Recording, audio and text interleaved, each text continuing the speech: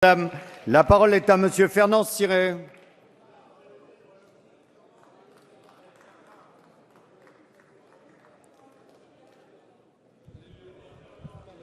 Alors ma question s'adresse à Monsieur le Premier ministre et concerne le projet de loi pour la croissance et l'activité et ses conséquences sur les professions réglementées en particulier, telles que celles des huissiers de justice et des notaires, et plus particulièrement celle de la profession d'avocat.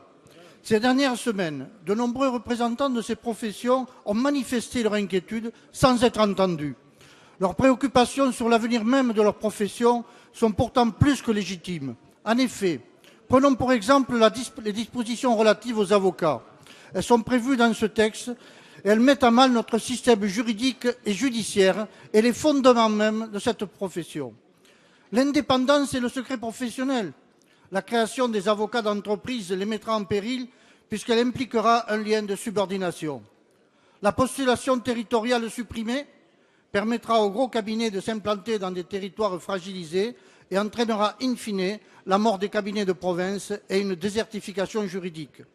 Enfin, le traitement humain et adapté des dossiers des justiciables sera mis à mal par l'obligation de rentabilité induite par la financiarisation des professions juridiques avec l'intégration des capitaux extérieurs.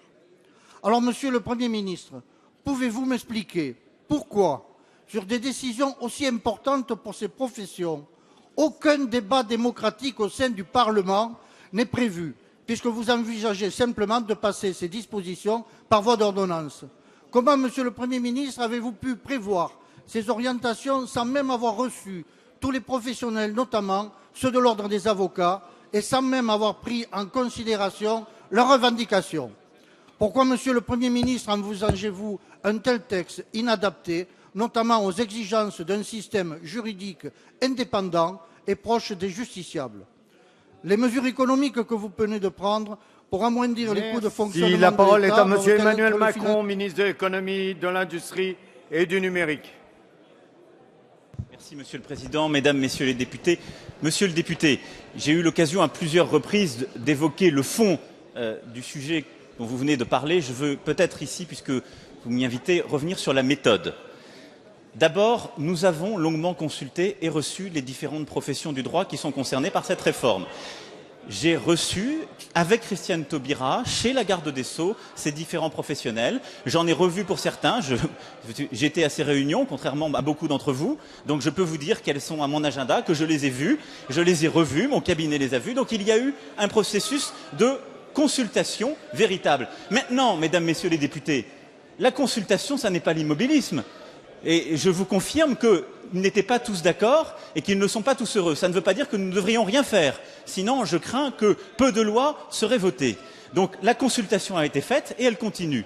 Le deuxième point de méthode, c'est que ce dont vous parlez et ce contre quoi beaucoup manifestent aujourd'hui, il ne s'agit pas d'un texte qui ait quelque valeur que ce soit. Ce sont des fuites qui ont été faites dans la presse ou sur Internet. Dans quelle démocratie vivons-nous si il faudrait maintenant réagir devant la représentation nationale sur des textes qui n'ont pas de statut? Nous serions toujours à courir après les fuites des uns ou les fuites des autres. Troisième point, il y a un dialogue et un vrai travail parlementaire qui est en cours.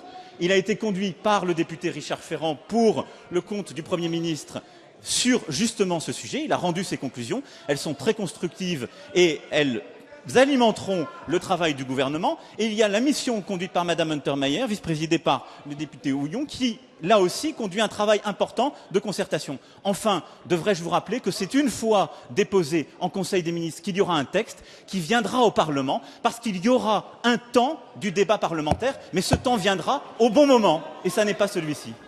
Merci.